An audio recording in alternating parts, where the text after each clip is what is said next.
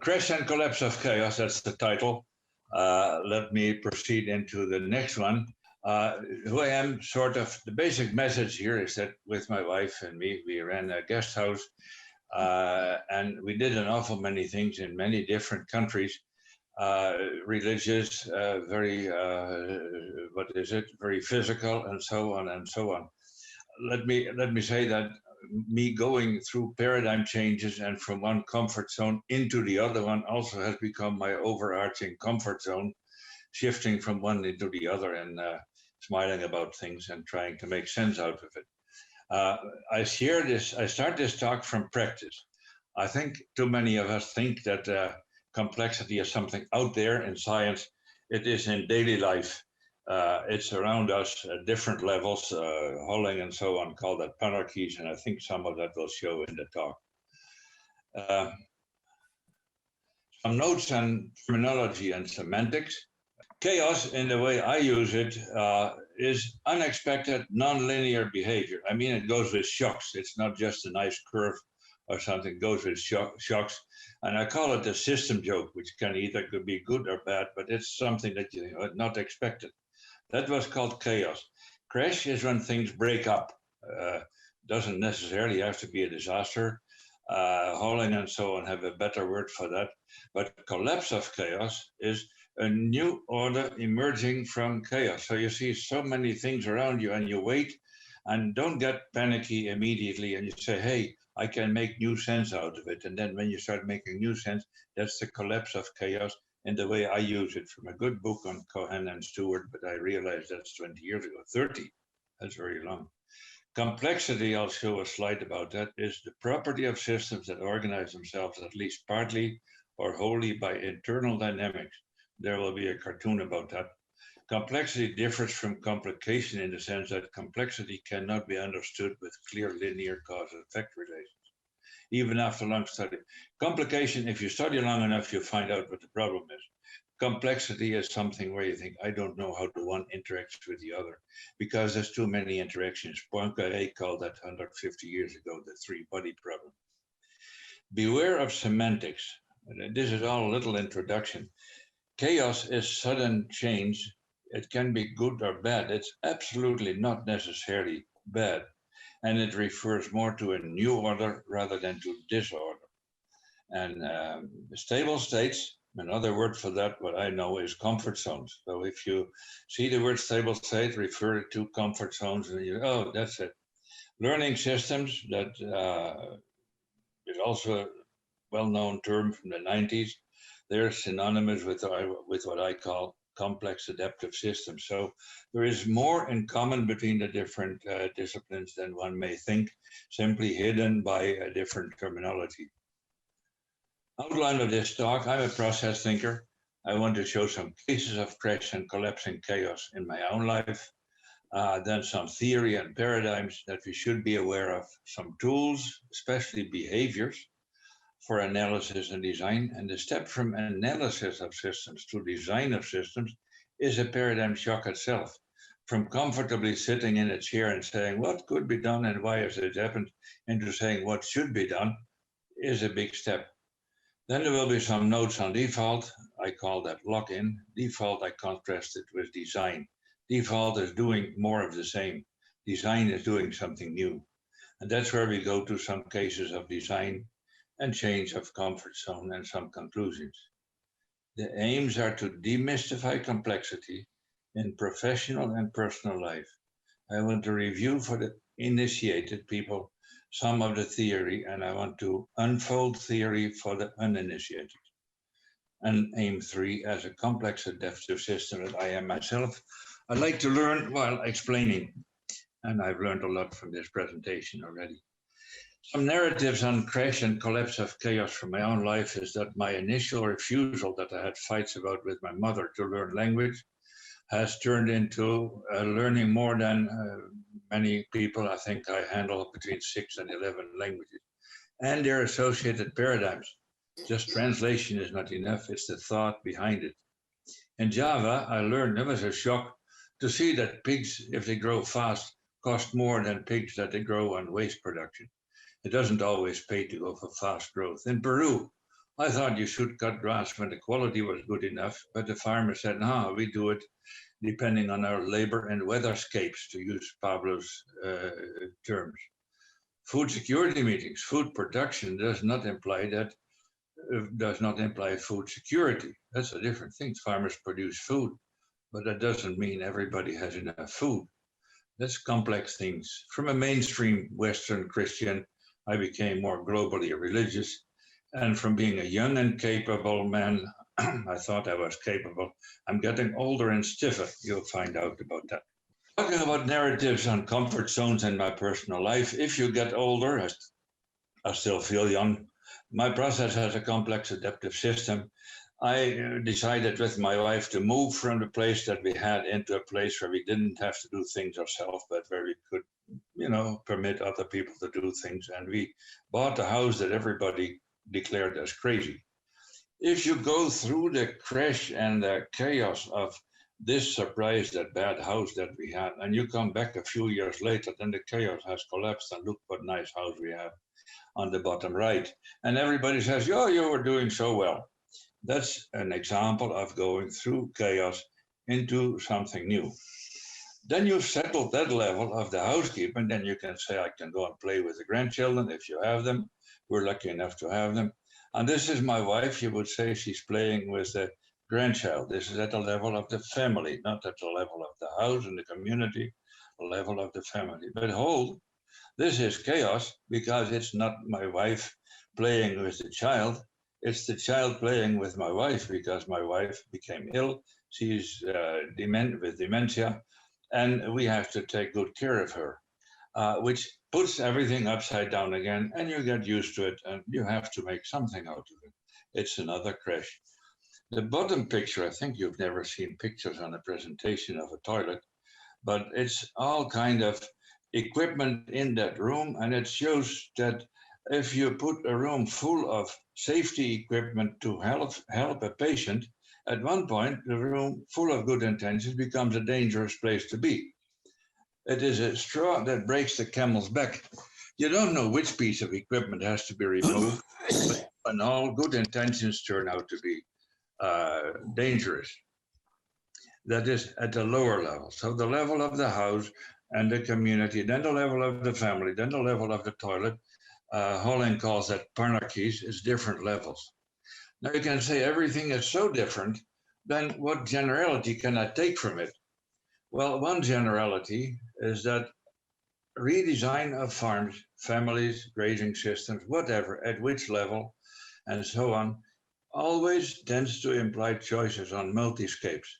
Doesn't matter which level you are, but you have to handle multi-scapes.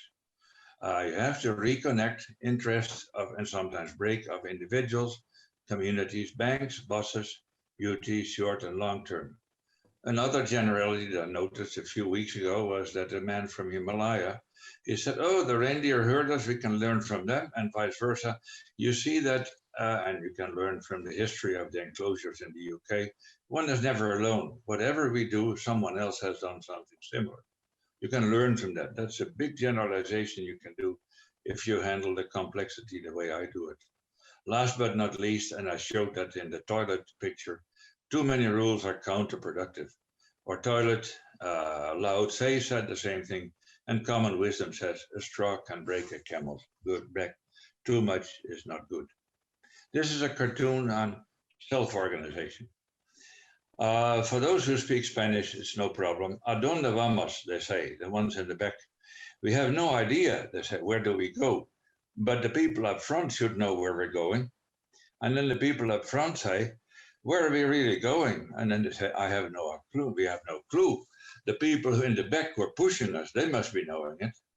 And then you see that internal dynamics of a group like that can decide that the group goes into some kind of suicide action because everyone follows the other, and this is default more than anything else.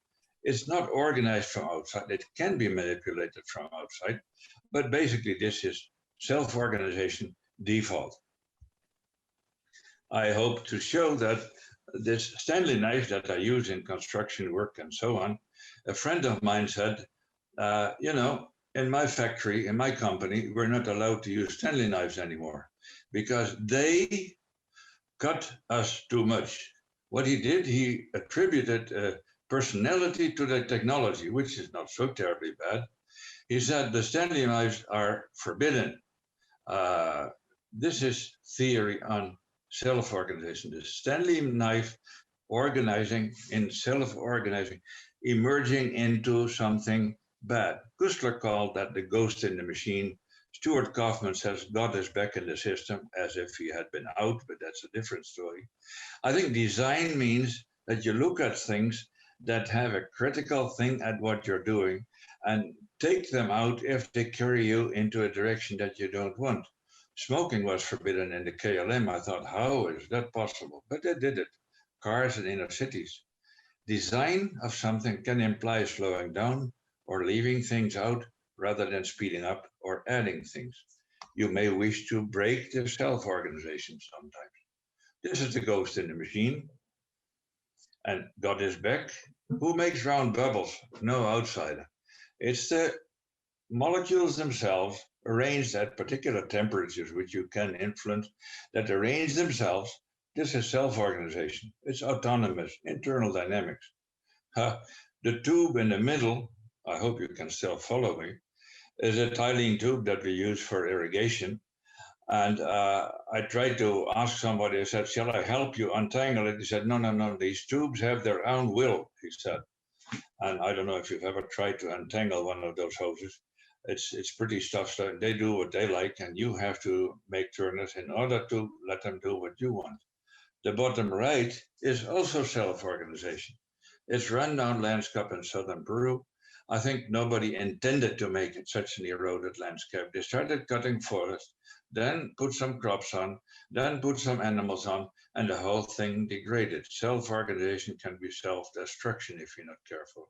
I must say, forest fires and something do sometimes have nasty spirits behind them who machine things, who organize things, but that's beyond this.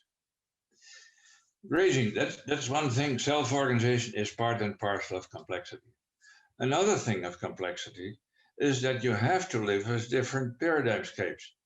Uh, and the question, where emerges the ghost?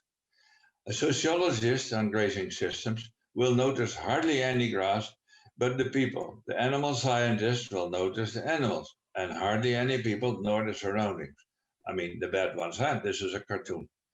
The agronomist, I think you understand this, or the ecologist sees hardly the people and the cows, especially only when it's a goat, then they'll sort of stand up. Interdisciplinary teams see more, and the grassland system, when you put everything together, that is where the ghost comes back into the system. The Germans say when the begeistering, they use that for it. If you put everything together, not looking at parts and seeing whether you can understand them better, but look at the combination, which is a trick itself. Uh, Talking about disciplines, each one, ecologist and so on and so on.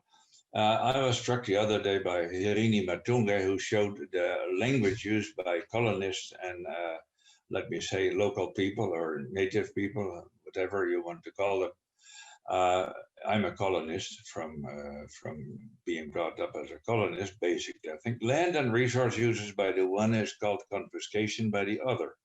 Communal title by the one is called private property by the other. Nature's boundaries is called by the one, and the other talks about legal boundaries. This is what I meant with language, by the way. Language carries paradigms before you know it. You know that I could call the left hand or the right hand fake news. So what's new about fake news? Things repeat over systems. Complexity has to handle the different viewpoints, which is not so easy. Richard Bawden told me that he quoted West Churchman, maturity, I think, in complexity is the capacity to stand in many paradigms at the same time, preferably conflicting ones. The cherry farmer to the left, the Turkish cherry farmer, I think you can see from his body language how he is producing cherries and giving them over. And the lady in the back working in the Ministry of Agriculture, I don't think she has her mind on agriculture or on soils. She's doing something else with her phone. Then the duck uncle, of course, he is He's concerned only with money. And Lao Tse is riding the buffalo, trying to tell the buffalo where to go and listening well in time where the buffalo wants him to go. I think there's a story in that. And anybody who knows those stories better than I, please correct me. Behaviors, complex adaptive systems. So standing in two different or three or four different paradigms is part of complexity. Another one in complexity is that you talk about complex adaptive systems, learning systems, if you so wish. That has to do with adaptation. You go from things to processes, from being to becoming. And that's a different mindset. You don't look how things are as a static analysis, but you look at what is emerging, what has emerged. That's a dynamic analysis. Big paradigm change. I wish to say that regression analysis that we quite often use is, of course, trying to attempt that to some extent, as was the talk by, I liked it very much, Lynn Hunsinger on forest fires in California, where she put a whole time series, said where it went, where it was, and where it went, and then what to do based on that one. I liked that. You can pass that to her, Pablo, if you meet her. Practical examples of behaviors are not the ones from the books, which I will show, but an emerging disease based on often animal density. Fraud, usually combined with rising inequality. Emergence of weeds based on overgrazing. Diminishing returns in economic traffic jams, soccer hooliganism, deafness, dementia, and puberty. Puberty is also one of those behaviors. I'm not sure how stable that state is, but it is a stable state in the growth of young people and older people. I don't know what disorders they have. I don't want to know that. Beware of what psychology and big data already know about our behaviors. I will focus on the more academic ones, but I will first show one favorite cartoon on what psychology studies. Groupthink. The chairman, take a rest, let this sink in, says, all those in favor say A, and then everybody thinks, say it ain't so. You've got to be kidding. Perish the thought. But everybody says A, A, A. It's an incredible momentum of self-organization, like the people there in the precipice. It's incredible. And I think it's being manipulated sometimes, or often. Other useful behaviors, and I look at the clock, I have put them here mainly to sort of show they're there and not to discuss them one by one. There's such a wealth of different behaviors that can help us understand rangeland management, family life, the relation between different levels, what we call the penarchies and whatever. Learning cycles, the adaptive cycles, I'll show them one by one very briefly. And you can always get back later on by email or whatever. And, learning cycles, those in education, are used to see this, where to the left you have active experimentation, and then you move around, you go to reflection, and then you go back to active experimentation. That's a process that keeps going. Kolb, Piaget, Landcare, and so on use this. Note there were phases here in time, phases. You're going through different phases. Between phases, there's crash, there's collapse, there's crash, there's chaos, and there's collapse of chaos. Things pick up again. From active experimentation, you go into another phase, and there's a moment of changing. Most of that plays in the mind, but physical infrastructure can do something. This is the adaptive cycle. I can fit, to some extent, Dutch dairy, cowboys, recycling, and so on, the reindeer farming in these cycles. I just show it to make people curious and others to say, oh, that's what's meant, or maybe to disagree and tell me more. Steuven, this is how, from a city, this is in space. Time and space interrelates with each other. In space, the closer you're to the city, different farming types you have. The more you go outside, you get into other farming systems, often quite clearly distinguished. It's done by von Thunen 200 years ago, who did spreadsheet calculation on paper. The thing here is that what I want to show is the right-hand bottom picture, where you see that as product prices rise with proximity to the market, input prices tend to lower because you're closer to a harbor. Then in the cities, of course, you have intensive systems. Outside, you have extensive systems. And everybody sort of fits in, and they're used to the extensive system and hard to move into a more intensive system. And vice versa. The intensive people say, we don't want to go back to the extensive systems. Psychology, I think Buddha has something to say about this, plays a role there. This thing of trade-offs, what I call these crosses, you gain something and you lose something, is translated to the bottom. If you spend more attention on details, then you lose attention to overview. I think someone wants us to believe that win-win is possible. I wouldn't exclude it, but I say trade-offs, including the choices about that, are more rule, and win-win may be an occasional nice thing, but we have to live with choices. You do this, then the price is elsewhere. You can do that on everything. More efficiency implies more lock-in, and it goes against resilience and innovation. You do the one, you lose on the other. You go for gross national product, you'll pay in terms of the index of sustainable welfare. I hope you can follow this. I'm rambling through. You name it. Any trade-off is there. You name it one, you name it two, and you see, if I do this, but then what happens there? Predator-prey relations. It's the one that taught me how internal dynamics work. It's models, not more, not less. And they're shown in two types of presentations, two languages. One is the one of the waves, and in the middle, they're attractors from chaos theory. They both say the same thing. You just have to be able to read them both. An important thing that I learned from that one is, again, that cross diagram to the bottom right, where you pay for resilience if you increase stability. If you want resilience, you have to live with less stability. I hope you get the point. I'll skip this one. Lock-in is a typical one where everybody keeps doing more of the same. That's default. Instead of taking out the Stanley knife, you say, let's get used to it and do things around it to organize it so that the Stanley knife cannot, and so on and so on. The erosion top left is a typical case of lock-in, doing more of the same, and not thinking and saying, let's redesign. The middle one is tractors that go for the maize harvest. I think it's maize harvest here, on lands that are too soggy. And then instead of doing less of that, they put on more tractors. And a year later or 2 years later, but usually the next year already, the soil tells you, look, last year you mistreated me. This is the relation between spirit, matter, and mind. You mistreated me. This year I'm going to do a nasty thing to you without the soil thinking too much. And then, of course, the story of too big to fail. That is a nasty case and a nasty excuse for more lock-in. Critical transitions, comfort zones and basins of attraction. Some of you may have seen it. It's exciting work.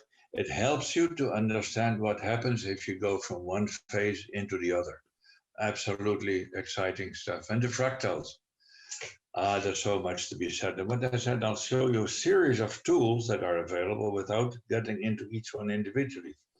Fractal is basically telling things repeat themselves over larger and over smaller scales.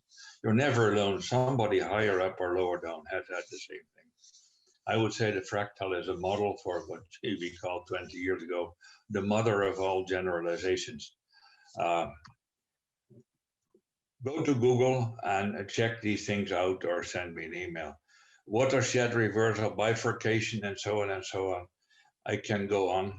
The last one that I want to mention is a behavior inherent in many systems, I think everywhere in the universe, that things are easier tend to degrade in the process than that you can upgrade them. What the Indian philosophy says, if you want to gain something, you have to lose something. It's a thinking not based on win-win. It is, but if I do something here, I'm paying the price somewhere else. And if I don't pay it, someone else does it, whether lower down or higher up, and usually lower down in the hierarchy, in the penarchy, if you so wish. Um,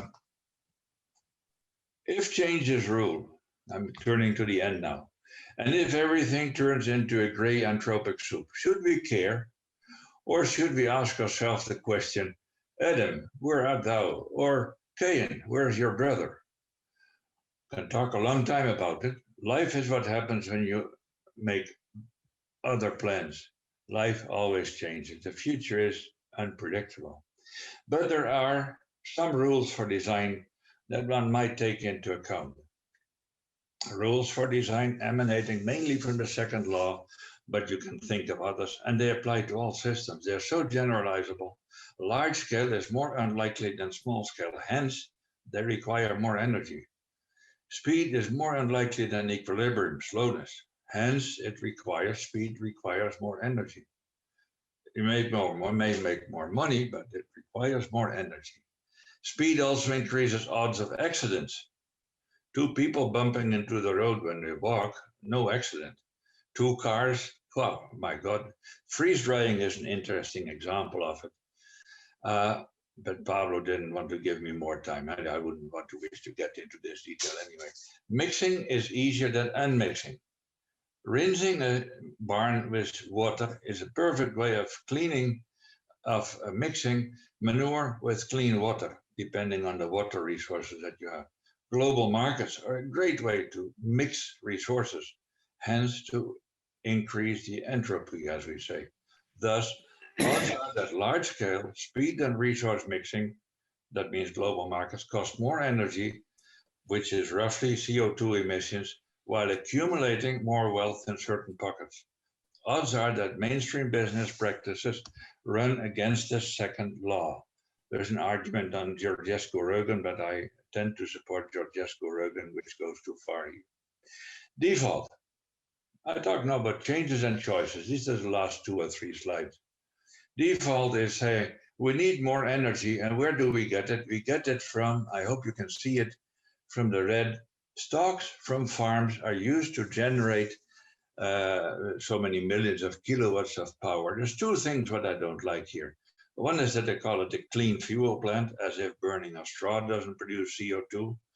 But the other one is that you rob Peter to pay Paul. You take from one level, which is the lower down countryside level, and you take them to the centers where people make money on energy. You do something at one level, you pay for it at another. The local versus imported ingredients to the right, the big emphasis on global markets. Oh, I think money can be made and wealth can be accumulated, but I would call it more of the same if you're not careful. It's a lock-in, eventually too big to fail. I want to show, this is the last 2 or 3 slides. I hope I'm running on time, I think so. Complex adaptive systems. This is an example of a complex adaptive system or a learning system. A is a picture in Peru where people cut forest, and if you do that not too often, then the forest will regenerate and so on. If you, after that, plant grass, overgraze the grass, before you know it, you end up via B into C2. I hope that's clear. You go from the top left via B into C2. If you do more of the same and continue doing, unless you think twice and you say, let's design something. And then you say, let's go into making terraces, do strip cropping, and we don't need animals. Animals can be there, but as long as they serve the ecosystem, not the other way around. I think this is where one puts another way of thinking, and that's where one takes the life out, the Stanley knife out, and says, we don't need you, we'll do it differently. We have choices. A whole series of these examples. I want to mention 3, and a 4th one, it will be talked about by Ellen Savory. Temple Grandin, great lady, she went on her knees to slaughterhouses to understand what pigs and cattle feel when they go through a slaughterhouse. She is an autistic person, and she says she understands animals better. She's an absolutely great lady. She changed slaughterhouse practices in the US in a grand scale by going on her knees in the splatter of slaughterhouses. the Marke, Ina Pinksterhuis knows that place, if Ina is still with us. That's where they experimented to get Dutch dairy on sandy soils from nitrogen gifts of more than 500 kilos to much less than 250 kilogram nitrogen per hectare. Nitrogen fertilizer, no, nitrogen from fertilizer. Phosphate went neutral and so on. First, farmers said, oh, can't be, we don't want to see it.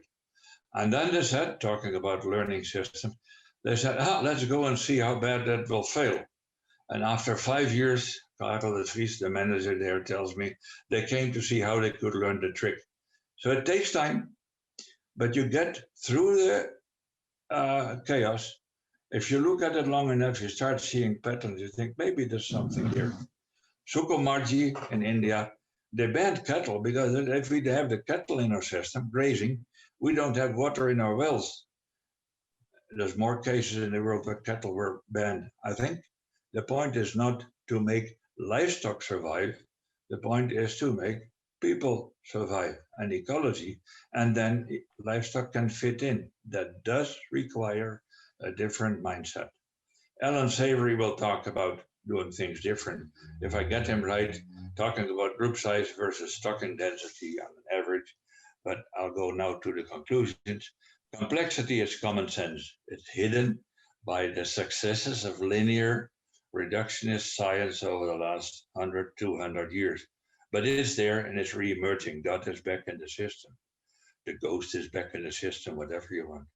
Beware of semantics. Try to understand which term they mean. Use learning systems for complex adaptive systems. Each one has its own chaos language skip. Within the complexity holists, everybody uses his own language and they don't understand each other's language, terms, nor thinking, while they're actually talking about the same. Chaos, unexpected change occurs at all fractal levels of real life. I recall an Australian farmer from the outback who said, the biggest risk in that drought-stricken area is that my wife talks away from me. He had risks at the level of the climate, of the market, but also at the homestead. Panarchies. The complex future is unplannable, but lessons on behaviors and choices abound, with good cases of change. And then the last one, I have to say it, default business models tend to go against rules of nature, where habit and too big to fail are miserable excuses for lock-in. Learning systems, complex adaptive systems, use a flexible direction rather than rigid goals. Wait, thank you, and do not spare us.